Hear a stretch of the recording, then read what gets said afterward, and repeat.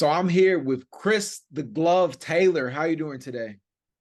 Excellent. How you doing, young man? Man, excellent. Thank you so much for taking the time.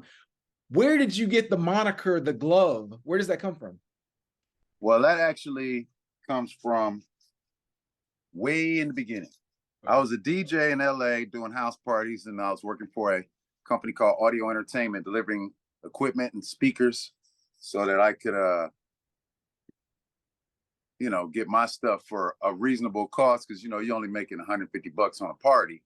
You need to not be spending $100 on the speakers and gear, so turntables. So what I did was I worked for my boy Jerry McGee, and he sent me to this club to deliver some speakers. This club turned out to be the club that became the club in the movie Breakin. So I go to this club and I'm dropping off the speakers, and these guys come to me and say, "Hey man," two white guys, right, European. They're like, "We hear you're a DJ." I'm like, "Yeah, I'm really like in a hurry trying to go." So I'm like, "Yeah, I'm the dopest DJ you know." So they said, "Okay, dope DJ, what's your name?" I said, "DJ Chris." Them dudes was like, they started laughing. They said, "Okay, dope DJ, when you come back, we want you to come and DJ tonight at 11. We're going to see how good you are. So when you come at 11, we have a marquee. So you'll be at 11 and we'll have a name up there for you." So I showed up. That just said 11 p.m. The Glove. And so they told me why they gave me that name. They said, when you was delivering those speakers, you had on the biggest, most puffiest Mickey Mouse gloves we ever saw. Because I had these big gardening gloves. I'm rolling Sherwin Vega speakers around, banging my fingers between the metal corners. If you know what I'm talking about, you got a 300-pound speaker. And so I said, fuck that. I'm delicate. That's where I got it. The name was in lights. I showed up to work. It said The Glove, 11 p.m. I said, that's me. Definitely. So it stuck, like, and you just kept it, like, that's dope. You talked about the movie Breakin', and like, in the club it was called Radiotron. Yeah, like, was it supposed to be like club radio? Because that's where you were a DJ, right? Yeah, it was. So how that movie came about, the club itself was a happening. It was all kind of celebrities would come, movie producers and directors. They were always there because they had never seen people doing graffiti or breakdancing or any of that live at all. So we had a great amount of celebrities, and some film directors came in there, and they were watching the event and was like, we need to make a movie about this. So really the movie was about the club and the vibe around the club. They took the street dancers from the club. Everybody in that movie was from the club except the girl Kelly and no other white guy. Okay. The two people who would never come to the club. So, because they think that it's whatever, but turns out you got Sting and Prince and Madonna all up in this motherfucker in their early, career. So I was DJ, and the first night I went in there to DJ, this guy comes up on the stage, and he's telling people they got to move their car, they got to do this to that, and then he starts to saying stuff on the rhythm, and I'm like, this dude is rapping. So I keep the beat going, and because I know what to do when I rap. I'm just keeping it so the words don't come in. Then I started cutting and scratching. That guy turned out to be Ice-T. We met on stage. Wow. Yeah, and like, you guys, like, ended up making the soundtrack for Breakin', the song Reckless. Eminem, who sold 500 million records worldwide, is one of the best-selling music artists of all times. I saw Ice-T, he retweeted on Twitter today this interview where Eminem was saying, like, when he heard Breakin', that was the first rap record he had ever heard, and it inspired him to become a rapper. How big of a compliment is that? He told me that to my face in like 1999 or something. No, it was 1998, because that's right before I had my brain surgery. So he pulled me we were in the studio, and I'm holding my daughter. I just came through for something. She's 2 years old, Ciara. And he goes, "Man, you're a Glove?" He's like, "Yeah, you got a record called Reckless, because it has my name, and it say rap by Ice-T. Most people hear his voice, but his name ain't on the label." So he was like, "You Chris the Glove Taylor." They always call me by my whole name too. I was like, "Yep." He said, "Man, I would have never rapped if it wasn't for your song Reckless." I was like, so the way I got there was I did the music for the movie. all the scenes, they hired me to do all that. And then at the end, you know, they said, "Hey man, can you make a talking record?" Because they didn't have a name for it. Ice-T's credit in the movie is rap talker. My credit is scratcher. So, you know, it is what it is. But so I called up Ice at the last minute after I had done the trailer. I did like 5 pieces of music for them. I did music for Missing in Action. And they're like, "Can you do a talking record rap thingy?" I was like, "Yeah." So I called up Ice-T. Oh, hang on. Stop. So I call up Ice-T and I say, "Hey, Ice, you know, I got a couple G's for you, come rap." This is 1983, 84. $2,000 for 4 hours of work was unheard of. That's like 20,000. Right, right. And like, you know, Breakin, like, you know, the soundtrack is multi-platinum, you know, so like, you know, it's obviously hugely successful. Like, you know, at that time, that wasn't the norm in rap, right? At all. No, bro. This Breakin plaque is the first platinum plaque for West Coast rap. We had never had anything like that. It was always gold. Right. Actually, I don't think nobody had a gold record before me and Ice went platinum. So Wow. Ice and I are the first two artists on the West Coast rap music scene to go platinum. Man, it's huge. Like, you know, did that pretty much like, you know, solidify like, you know, your career in music? You feel like, you know, that was like, would you call that your big break?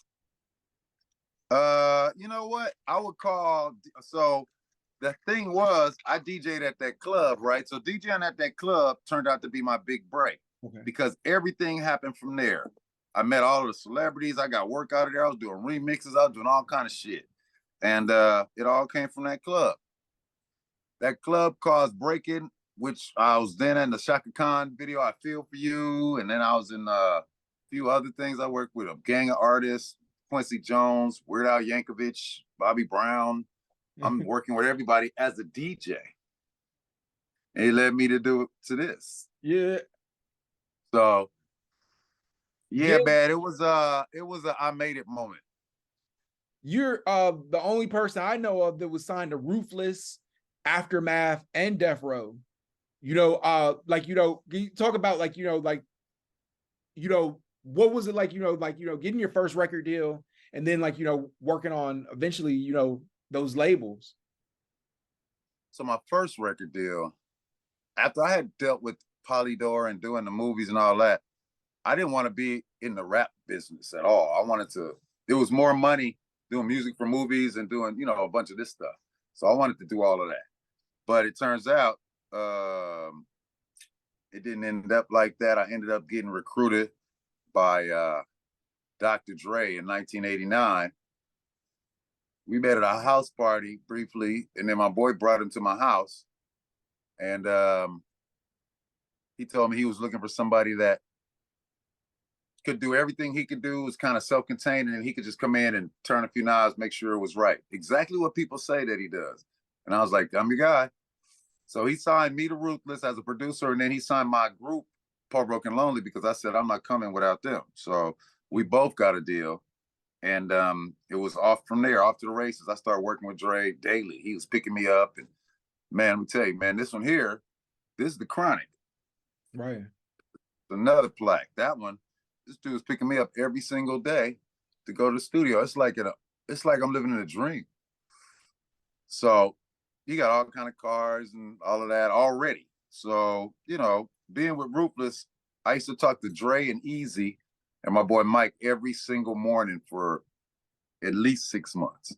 6 in the morning, they call it. So that's something I miss from Easy, rest in peace. But so my group was the reason that the final straw, let's say, that caused Dr. Dre to leave Ruthless. At least that's what I was told. It was over some money that was an enormous sum at the time, and he decided to move on. I remember we were at Michelet performed in a show called the Arsenio Hall Show. We're sitting in the audience, and I'm sitting between Dre and Easy because I know that he wants to do some damage. So me and my boy Mike, I sat in between them, and Mike sat next to Easy. Every time they show NWA, they got me and my boy in the middle. We're like, But it's Ice Cube. Well, Cube wasn't even with us no more, so it wasn't Cube. So anyway, Dre and DOC get a publishing deal for $1 million, and they go form what becomes this and Death Row. And so they didn't have a name, and it became adamant that they needed some support. And so Suge Knight, who was DOC's bodyguard and I guess manager at the time, he kind of took the reins and kind of guided us through. He would get us meetings where people was being assholes, and Suge was a very great asset. Trust me.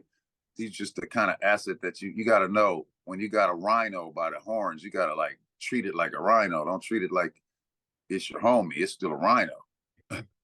He's just cool with you. Right. So anyway, that started a whole nother, like I was saying, that's this one. This is round 2 of platinums. So we got the Chronic album. We got Doggy Style. We got Tupac, All Eyes on Me. We put those out. We got the Above the Rim soundtrack. Bang, bang, bang. Man, and like you know, 100 million. We sold $100 million worth of sales in one calendar year. No other rap label did that. Iconic, classic albums. Like just saying them like nothing, huh? Yeah.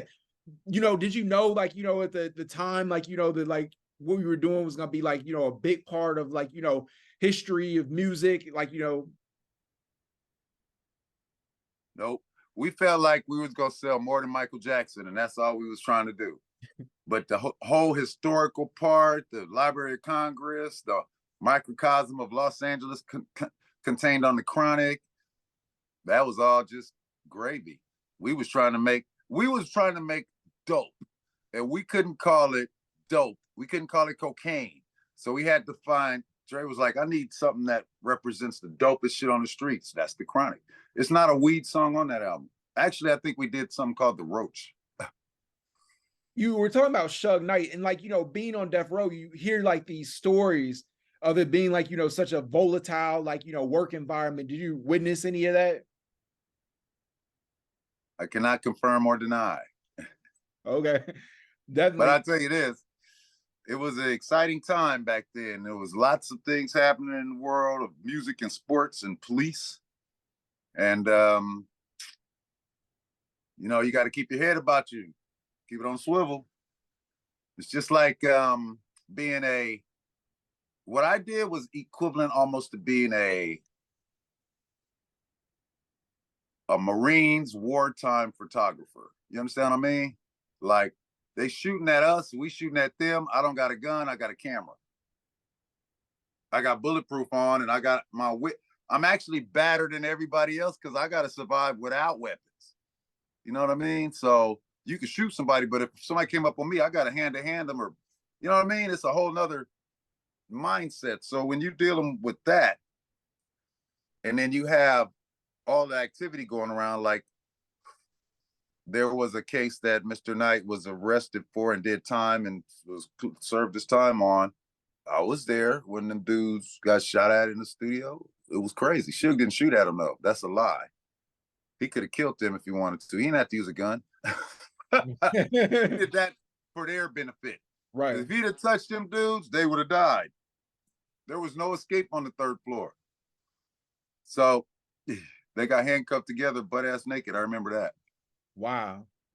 Yeah, that's the limit to any story I'm going to tell on. That was it. That's the one that he already served time for, and it is all in the books. I'm going to tell you what to know about. Definitely. What was the excitement like, when Tupac Shakur joined the label? Ooh-wee. So you got to remember, we discovered Snoop at a party on a table rapping. Warren G. Dre's brother brought him. And Nate Dogg too. And Warren, actually.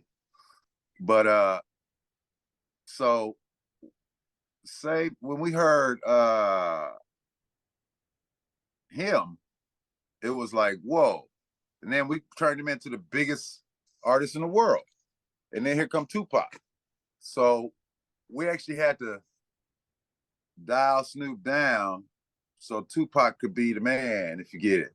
Now, we didn't physically do that. But Snoop himself, I believe, this is just me saying this, but I believe that he, for the homie's sake, hey, you just got out of jail. He put his, I can do that. I worked with Dr. Dre for many years. I put my ego in my pocket. I got just as big an ego as the doc. I taught him stuff. Can't nobody say that. You know, I still got stuff to teach him. He knows it. I'm in front of him in the line. I'm higher up on the ladder. Accolades aside, wisdom is key. And understanding how things work and then learning how to pull them apart and throw them back together the way you design them. I'm a master of that. So I done got all these dudes rich. Ice-T, this guy Dre was already rich, but when he hooked up with me, he had never had none sold 4 million copies until we hooked up. And I'm not trying to take no credit for that, but I know what a blessing is and what a good luck charm is, or every room I was in for every record sold multiple millions. The ones I wasn't in, they did not. And they same group produced them. So I'm here to say, now Yeah, I will say this, you know, like I will definitely say, like, you know, all the music of yours that I've listened to, they, like, you know, you're credited with production and stuff, and I'm sure there's projects and stuff that maybe you're not, like, you know, is top-notch production, like, you know, the Poor Broken Lonely album and stuff, everything, that's an R&B classic, you know, like the work on the firm, like, you know, the phone tap, like, you know, and stuff, everything, like, what was it like working with the firm? oh wow. Now that I had worked already with all these other rappers. I mean, I hadn't worked with Tupac. He just rapped on some shit I played keyboards on, and I was tripping off of how fast he did California Love in like a half hour, all the parts. I'm telling you, because I was outside the room and he wasn't on there when I left the room. I saw him lay in the last part of the vocal. So having worked with all these guys, I knew greatness already, right? So then to go work with, honestly, out of all of them guys, Foxy Brown was the dopest one that I worked. I watched her. When it's a woman and a bunch of dudes, if she in there, that's the assassin. You know what I'm saying? That's the coldest killer in the bunch. Because she got to fight all the men. Oh, we could fight men. We're men. I could accidentally hit a nigga hard. Bang. She can't. She a woman. So she had to do. People used to say Fox didn't write. I saw Inga writing. I heard it. I didn't even see it. She was rapping something on fuck somebody else. And she said, nah, I don't like that. Hold up. She said, I heard a Sharpie on the paper. Then I heard. And then she busted some dope shit. I was like, who said? I said, Dre, I told you that girl writes. They say she don't write. She don't rap like Nas. She rap like Fox. I fought Squeeze. That ain't Biggie. That's her. One of my favorite songs, Explosive. What was it like, you know, working on that? So I created, so this is what happened, man. This is what's so funny about Explosive. Explosive is a track that I actually did a tutorial when I made it to the guys in the room. I was like, look, man, we was stuck, right? Sitting in there not doing shit. Dre had a beat going. It was, you know, cool. I was like, look, man, we need to do something like this. And I put on my I think my beat had Bumpy's Lamin on something, or it was either that or it was Little Kim. She had a song on a soundtrack that sampled Bumpy's Lamin. It was and they took the back part of they flipped that shit. I was like, we need to do some shit like this. So I took a break beat. I've been now told the name of it. I don't read them motherfuckers. We grab them and throw them shits in. Producers don't know what the fuck they used. You got to tell me. That's like when Nebuchadnezzar had the dream and he told his wise men, he said, I had a dream, man. I had this dream. Imagine this, bro. I had this dream. It really frightened me, man. What do you think about my dream? And they were like, tell us your dream. He said, you the wise man, you tell me my dream. I forgot. Them dudes died. He had to get, Daniel showed up and was like, oh, I can't tell you a dream, but I got a God that I worship that can tell you. Hold up. He prayed, God told him his dream. He told that nigga. That was like me. I was like, you tell me. I don't know. So we go to the studio. I get this break beat. Now, this is what's dope about Explosive. They don't even know how I did it. It ain't a beat that was programmed. It was half of a loop, not a full bar, half a bar. because the loop was like, do, ta. So I said, this is what we do. Do, ta, do, ta, do, ta. You hear that? It's a loop within the rhythm, but I stopped it halfway. Then I put the hi-hat in. I said, and we need to quit with these stacking drums. These cats on the East Coast, excuse me, guys. I was on that rah-rah shit. These cats on the East Coast, they stacking all these drums, bro. We need to show them, fuck that. We got one kick, one snare, one hi-hat that'll whoop your ass. So I went on to that, found the kick. And it had to have a personality, not just a sound. If you notice, my sound's only been used on those songs. Explosive got that. Phone Tap got that snare. That's it. You don't hear that shit nowhere else on the earth. So when you, except for Can't Believe, which they sampled it. So when I was doing Explosive, after I got that, I said, now look, I want to fuck with this, but it was faster. I said, we need to replay this. So I got that loop going. I'm playing it live over on the MP. I got the beat going loop, and I'm playing that shit live. But I don't want it. We don't do samples like everybody else. I'm like, look, we need to play this over, all these 3 parts, and get Colin to come here and play the bass part. I want Colin. Is it cool if I get Colin? Because he's the one who worked on this with us. Yeah, because I'm still trying to put the band together. So we fly Colin down the next day. Colin replayed the bass line. I replayed the parts, except for one part. This cat Kamar played a little bell part that I didn't lay. Boom, King T go right to it, because this was done for King T's album. Okay. So King T is about to write to that. Then Dre got a beat going. He like, let's fuck with this. So he playing the beat, so I got on the bass. Boom, boom, boom. Oh, let's record this. Boom, boom, boom. Boom, boom, boom. So I play the bass line. And then I go, dun-dun-dun. I play the keyboards with him. Actually, I played all the keys on that song too. I forgot about that. And except for the one part. So that's just rolling and becomes, hello, I started this gangster shit. It's the motherfucking thanks I get. So I did both of those songs in the same hour. Wow. And then King T was to write to them. Lo and behold, I have, as I told you, I met, fast forward to me meeting Eminem on the eve of Shelling Dre. I'm getting brain surgery and I got to tap out for a while. So they start working on that album. I tap out. And then I hear Explosive on Dre's album. I'm like, yo, I need to get paid. I hear Hello with NWA. I'm like, yo, I need a check. So that's how I found out. But it was exciting to hear them records on there. Yeah. Oh, what was it like working with King T? You know, he's a phenomenal artist. Yeah, man. King T. I like King T's skill so much. I took him. You ever heard of Eve, the rapper? Yeah, of course. So we signed Eve. She was on Aftermath. Yeah, right. For a while. We signed her when she was 17. Wow. So I didn't know she was signed that early. Oh yeah, her mom, everything. She was underage. And so she came to LA, but she could rap like a motherfucker, but she didn't know how to rap, like make a record.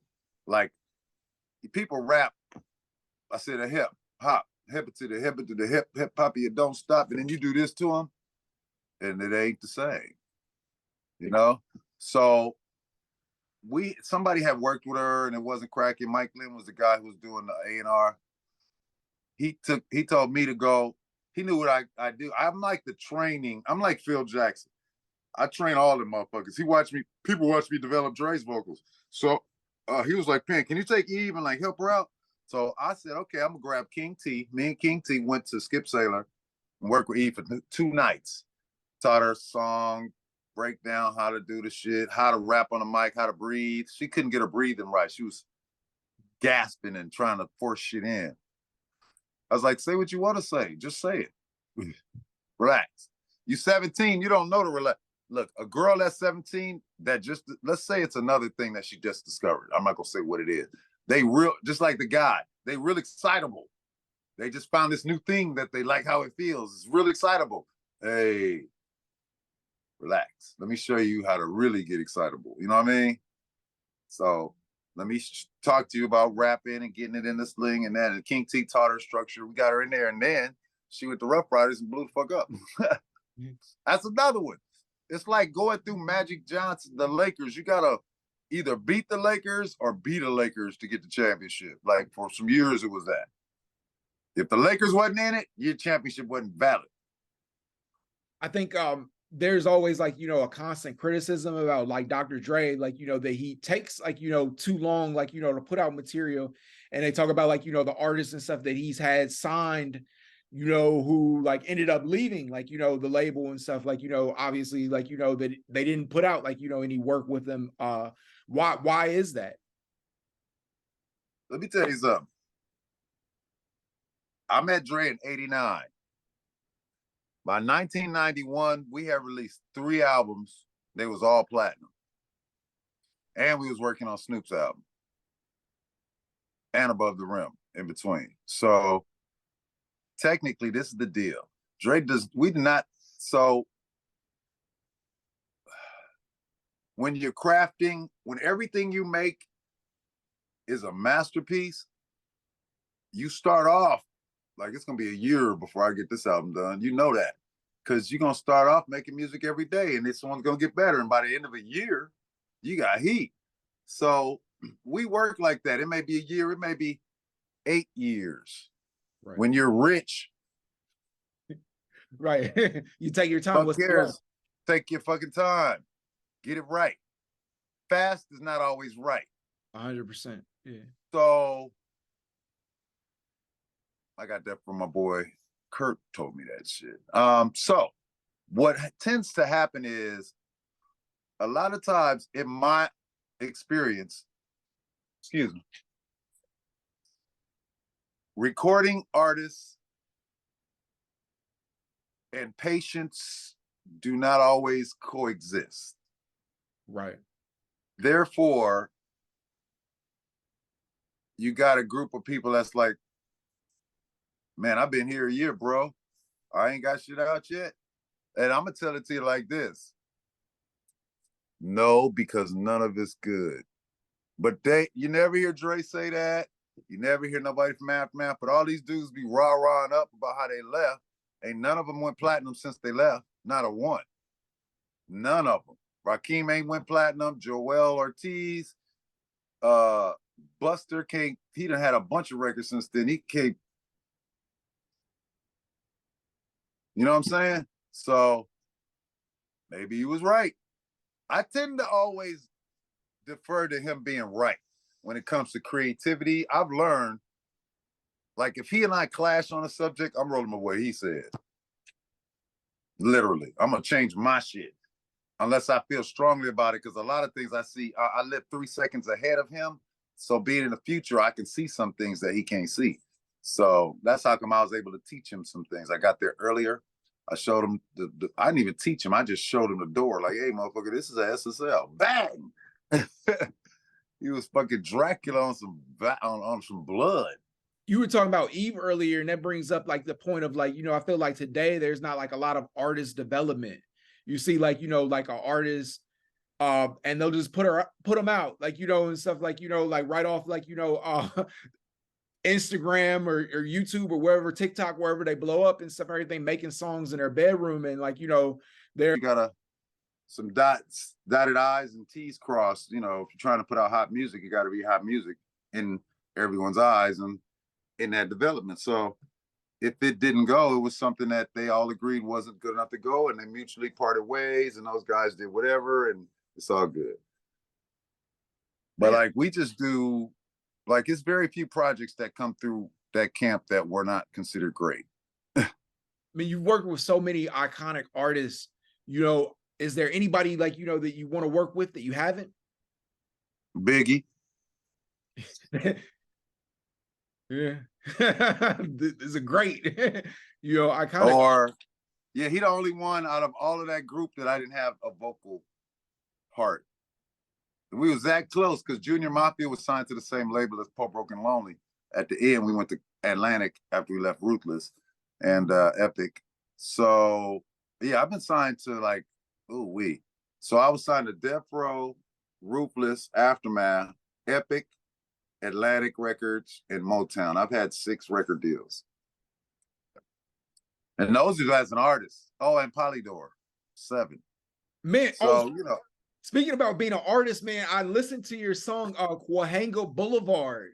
Like, Cahuenga. yeah, cool. what is it called Wanga? But like you know what I mean? Cahuenga Boulevard up in Yeah. Hollywood.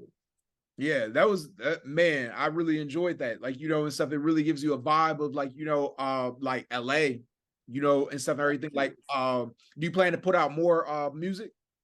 I have a whole album. It's called the Red Shirt Freshman, and it is only available from me.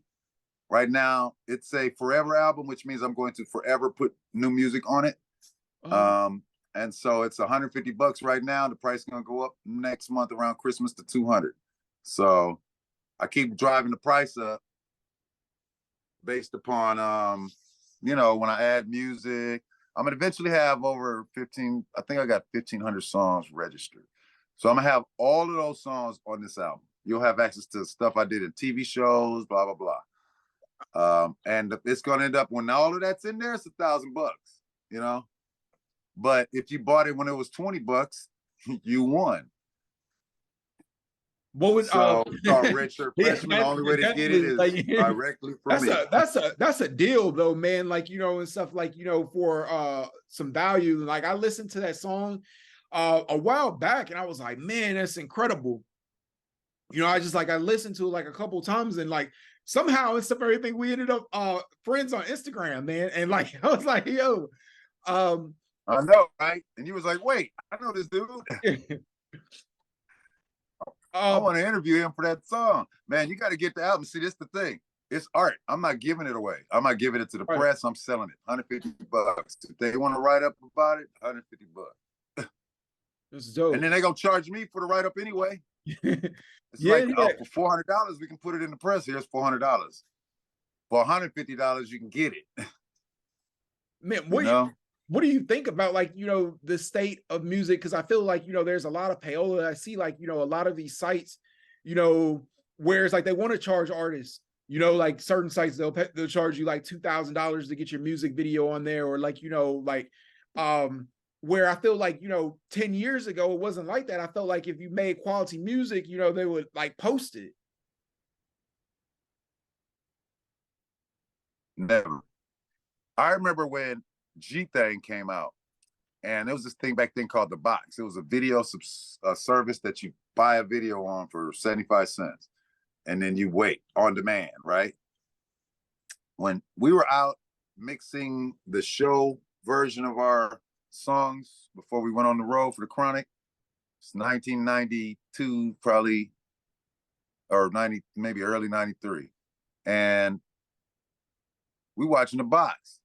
Dude, they played G-Thing for 2 days straight, like in a row, nothing else. And I was like, wow, people really like it. Bro, I found out that that's part of a package. Like Interscope had, you know, 15,000 to throw at that a day. Wow. When you got a $13 million budget to sell this, make it, we made it for, they probably gave, man, look, the Chronic, it's 13 million, period. So it might have cost us 2 million. They might have took some money. Let's say they spent, I don't know, 4 or 5 million. They still got 7 million left to run it up. And all they got to do is sell 1 million copies. That's $10 million. I got $13 million to sell 1 million, maybe 2. Definitely. Chris the Glove Taylor, man, we're running out of time, but like, you know, thank you so much for your time. You know, what would be your advice for aspiring artists? Listen to yourself and your own instincts.